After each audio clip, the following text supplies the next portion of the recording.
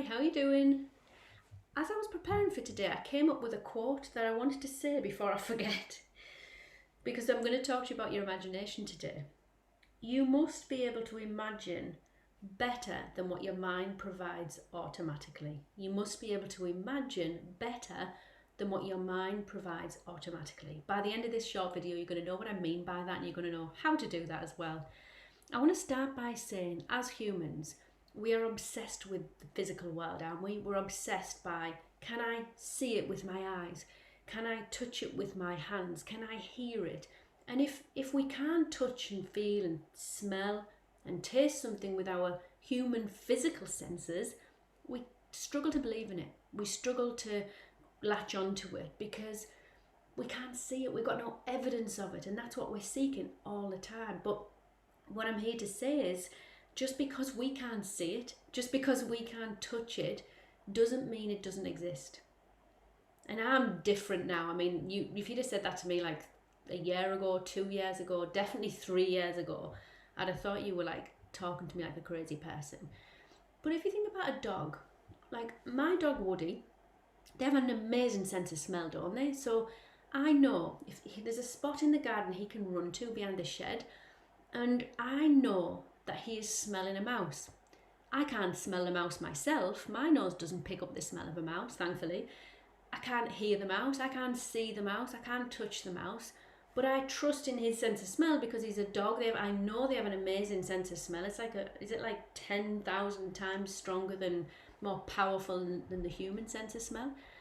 But I've also got a bit of evidence, to be fair, because I know that the behaviour he displays when he's staring and crying behind the shed, like he'll sit there for an hour like crying as if this mouse is going to come out. He like scratch at the side of the shed trying to get to it. I know because we've seen it in the past when he actually did get a mouse and he chased it around the garden, that behaviour means that he is smelling a mouse. But just because I can't smell it doesn't mean it doesn't exist. So that proves to us then that there are things out there in this world that we can pick up, we can't detect with our human senses. So why are we so obsessed by, if I can't pick it up with my powerful human senses, then it doesn't exist? Who are we to say that? The dog's sense of hearing, they can pick up sounds and different frequencies that we can't pick up on. What about radio waves? You can't see radio waves, but you believe in them because they provide you with a radio signal, they provide you with radio. And there's different frequencies for different radios. So we believe in that, but we can't see it, can we? We can't smell it, but we can see the evidence of it. Just like I can see the evidence of Woody smelling the mouse because, eventually when I go behind the shed, I might see some mouse droppings, or they've usually like opened up the bag of birdseed and they've started to pick at the birdseed. So I just want to open up this concept of, just because you can physically see it, smell it, taste it, touch it, doesn't mean it's not there. That's point number one. Then I want to move towards, well, there's different planes of understanding. So there's this physical world that we're obsessed with, but there's a world in our imagination. There's a non-physical world, and that starts in your imagination. Like, we have this amazing human ability, like to use images. We can create images. We can create an image of absolutely anything we want and put it on the screen of our mind with focused attention. We have the ability to control that. As far as we know, like my dog Woody can't do that. I'm sure he's got like cartoon images and flashes of something floating around his little mind, but he hasn't got the ability to create an idea and spend time focusing on something that we've got. We stop using that though. Like as we get older, we stop using that ability. Or worse still, we use it against ourselves, don't we? Like if I say to you now, like think of a painful memory, something that was really sad, maybe even traumatic from the past. Or think of something you were really scared of in the past. Like if you spent enough time there, and you imagine that powerfully, like you can take yourself straight back to that moment. It could be 10 years ago and you feel the feelings. So then I'm demonstrating to you that, that thing, that event that you went back to, it's not here right now. It's not in your physical world right now. It's in the past. It's in the past. It only exists as a memory So it only exists in your imagination. It's not real. You're not experiencing it right now. You feel like you are when you use your imagination to go there, but you couldn't go and touch that event. It's absolutely not in your world right here, right now. It's in the past. So think of your imagination this way then. What about if you went into the future to create a memory of something you really want, but you create it using your imagination, and then you store it, and then you go there all the time. You try and live there as much as you can because it feels good. Why don't we do that? We've got this amazing ability. Well, I think the reason we don't is because our brain is trying to protect us. So our brain will say, this happened in the past. It's something that you now need to be on alert for because it was painful and we don't want you to feel pain. And my job is to protect you. So that happens automatically. But if you think of your brain like a computer program, and a memory doesn't have to be something that happened physically in the past. A memory is just a stored idea. So why not go to the future, create a stored idea, plug it in, and then go there? Isn't it true, like if you have a dream didn't really happen, did it? A dream was just an imagined set of circumstances, just an imagined story. But that day that you wake up after that dream, doesn't it feel really real? And you can also like remember certain dreams and you can go back to them. Again, just stored memories in your mind. So what we want to get back to then is we want to make your desires real in your imagination so you can feel them. You assume the feeling of the wish fulfilled. It's not just thinking about it, it starts there. You see, most of us are using our imagine the wrong way because back to my quote, I'm looking down because I wrote it down.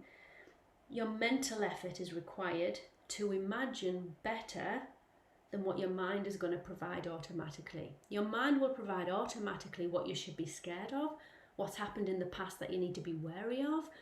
So you need to work harder to build those muscles and strengthen your imagination, deliberately creating images. Like kids do this automatically, and I really try hard now to not have my kids grow out of it.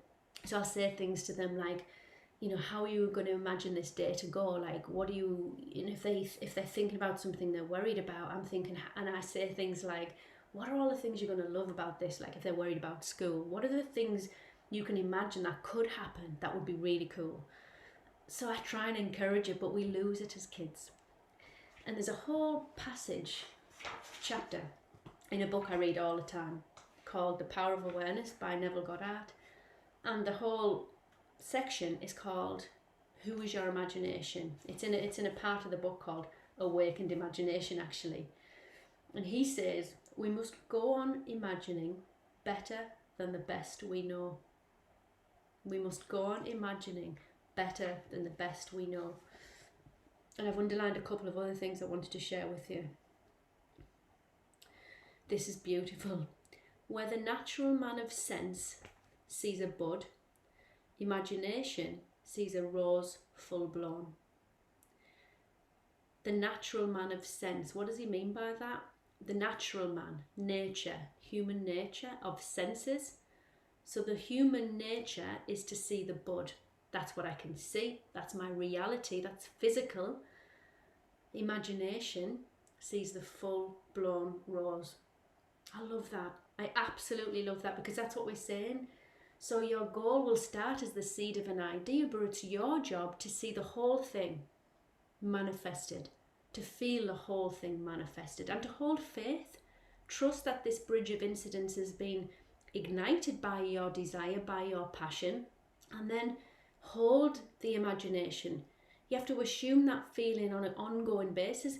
And it's not about waking up tomorrow and saying, where is it? It's not here yet, and getting frustrated, because that is you living from your physical senses again, as opposed to living from what are you creating? And what the answer to that is, what are you imagining? What am I creating in my life is what am I thinking about most? That's the answer.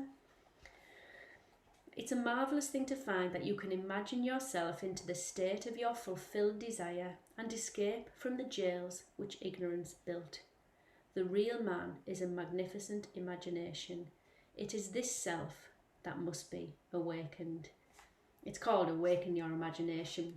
So We were going to talk about the action that you need to take, but I wanted to pause a little bit on imagination just to really lock into how powerful it is and how when you use it.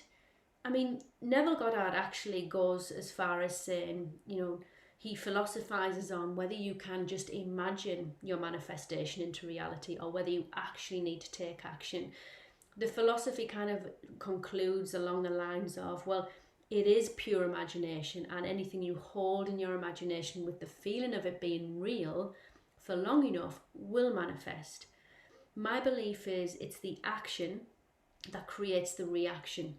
So you need to take some action, but holding the image in your mind for long enough means when you're living there, you can't help but take action.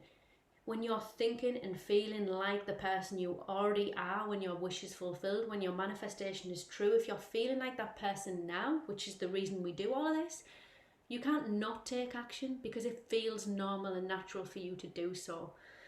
So that's a kind of more philosophical side of things. In the next video, we'll talk about like practically taking action and the powerful effect that has on you getting a reaction from the world, from the universe, that attracts back like a magnet everything that's on the same frequency as the thing that you're imagining. It's honestly magical. Have a fab day. I'll speak to you later.